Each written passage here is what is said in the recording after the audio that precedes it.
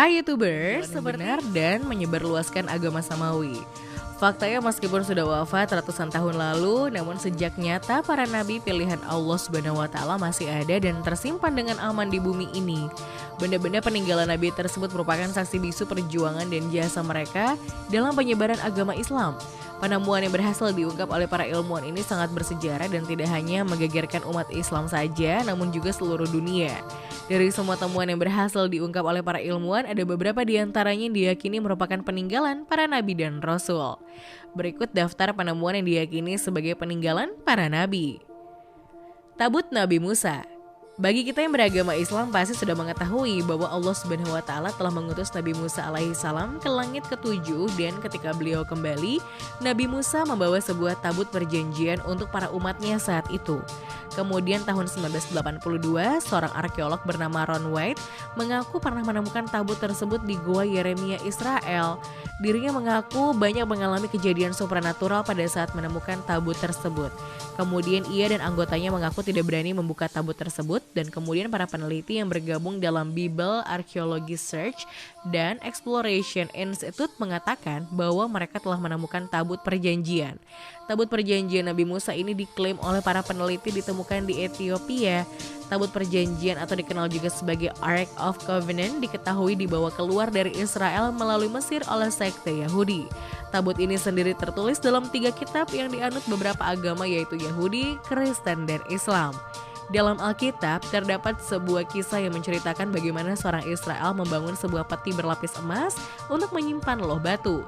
Loh batu tersebut berisi 10 perintah yang berasal dari Tuhan. Sementara dalam Al-Quran sendiri tabut merupakan sebuah tanda bahwa Talut akan menjadi raja. Bahtera Nabi Nuh. Sebuah kelompok peneliti dari China yang tergabung dalam Noah's Ark Ministries International mengumumkan bahwa mereka telah berhasil menemukan sisa-sisa perahu milik Nabi Nuh alaihissalam yang berada di ketinggian 4.000 meter di Gunung Agri dan Gunung Ararat di wilayah Turki bagian timur. Para peneliti pun berhasil masuk ke dalam perahu tersebut dan mengambil foto dari beberapa spesimen yang ada di dalamnya. Setelah diteliti, spesimen yang mereka ambil tersebut berusia sekitar 4.800 tahun, dan ini sangat cocok dengan apa yang digambarkan dalam sejarah, yaitu tahun berlayarnya perahu yang dibuat oleh Nabi Nuh alaihissalam. Selain itu, para peneliti yang berjumlah 15 orang ini juga memamerkan sejumlah fosil kapal yang diduga berasal dari kapal Nabi Nuh alaihissalam seperti tambang, paku, dan pecahan kayu. Seorang anggota tim peneliti Kependetaan Internasional Masalah Perahu Nabi Nuh bernama Yong Wing Sheng yang melakukan pencarian tersebut mengatakan bahwa perahu tersebut bukan 100% bisa dinyatakan sebagai perahu Nabi Nuh, tapi kami merasa 99,9% itu merupakan perahu Nabi Nuh. Injil Barnabas Nabi Isa. Tahun 2013 lalu umat Kristen di seluruh dunia dihebohkan dengan penemuan kitab Injil Barnabas yang selama ini dirahasiakan oleh pemerintah Turki. Diketahui bahwa kitab Injil Barnabas tersebut diperkirakan berumur sekitar 1.500 tahun. Selain itu, kitab tersebut juga menggunakan bahasa Aramik, yakni bahasa yang digunakan untuk berkomunikasi di zaman Nabi Isa alaihissalam, dan Barnabas sendiri adalah murid pertama dari Nabi Isa alaihissalam.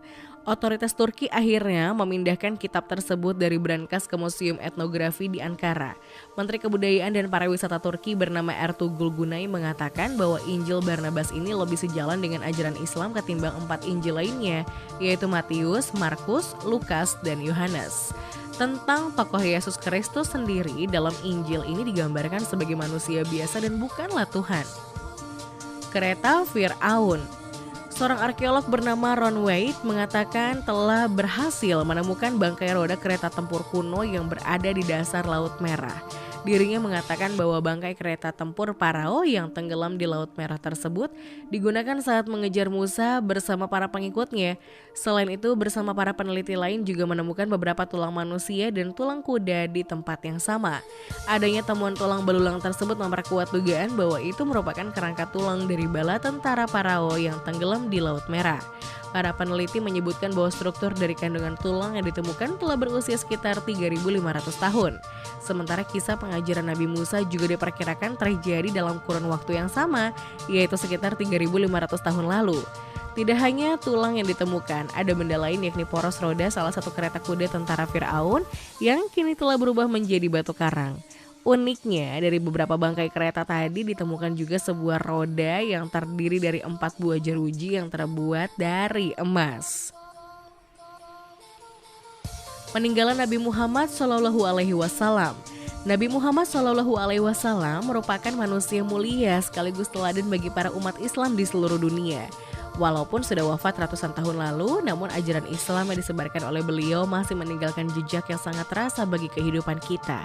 Tidak hanya dalam berbentuk ajaran, napak tilasnya juga berupa benda-benda yang pernah ia gunakan masih disimpan dan dirawat dengan sepenuh hati. Salah satunya adalah jubah berwarna krem milik Nabi Muhammad Shallallahu Alaihi Wasallam yang terbuat dari bahan sutra, katun, dan linen. Selain itu ada juga sebuah sandal yang disebut dengan terompa yang biasa digunakan oleh Nabi Muhammad SAW. Terompa sendiri adalah alas kaki yang terbuat dari kulit sapi dan diikat menggunakan 2 tali. Sandal tersebut merupakan saksi bisu perjuangan beliau ketika peristiwa Isra Mi'raj dan juga beberapa peperangan. Istana Nabi Daud. Baik dalam agama Islam, Kristen maupun Yahudi, nama Daud terkenal karena melawan Goliat alias Jalut yang pada akhirnya pertempuran tersebut dimenangkan oleh Nabi Daud alaihi salam. Beberapa waktu lalu, seorang arkeolog bernama Avraham Fauzdan Yair Sapir dari Bar Ilan University di Israel berhasil mempublikasikan hasil penanggalan karbon dari penemuan arkeologis di situs Teleton yang ternyata berasal dari abad 11 sebelum Masehi dan 10 sebelum Masehi. Bukti arkeologis ini diperkirakan berasal dari tempat tinggal gubernur Israel pada masa itu yang kemudian dihancurkan oleh invasi kerajaan Asyura pada abad 8 sebelum Masehi. Menurut peneliti, penemuan ini membuktikan ada seorang gubernur Israel yang pernah menguasai kota Yudea pada masa tersebut.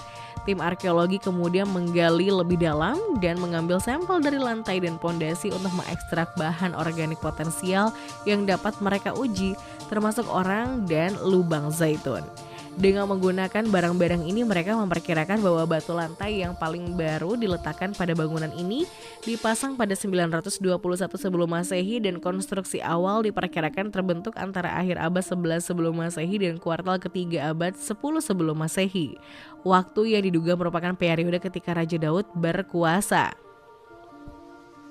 Situs Nabi Ibrahim.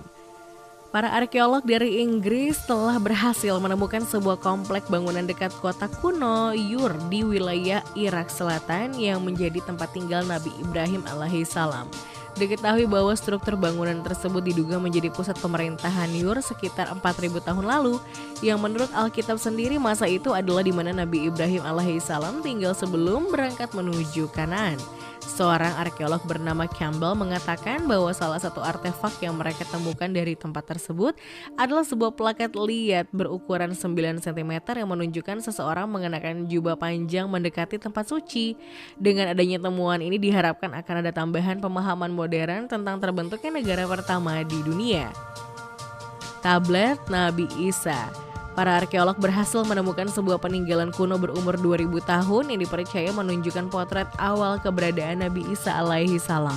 Diketahui bahwa halaman logam yang berbentuk layaknya buku yang disatukan oleh ring binder tersebut ditemukan di wilayah Yordania.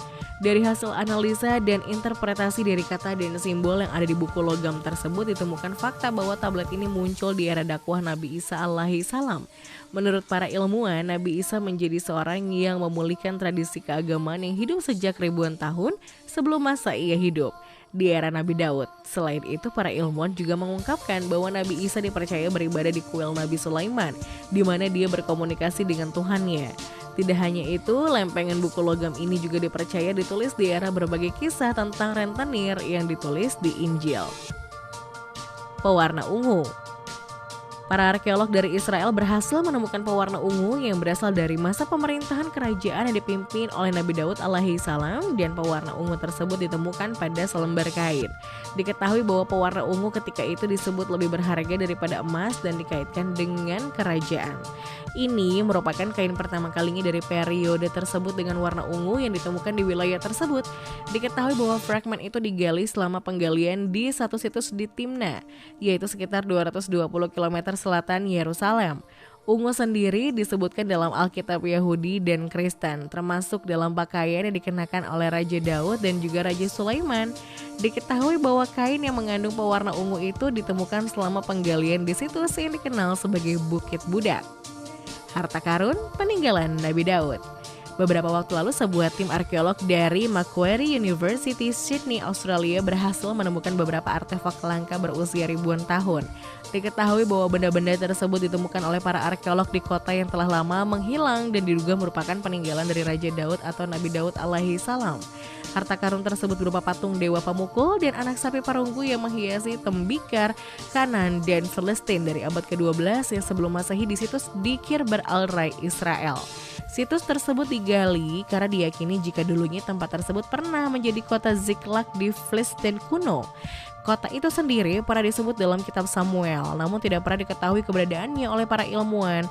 Para arkeolog menemukan lapisan-lapisan dari abad ke-12 sebelum Masehi hingga abad ke-10 sebelum Masehi di situs tersebut. Setelah dilakukan penggalian dengan sangat hati-hati, mereka berhasil menemukan bukti keberadaan kota yang hilang itu.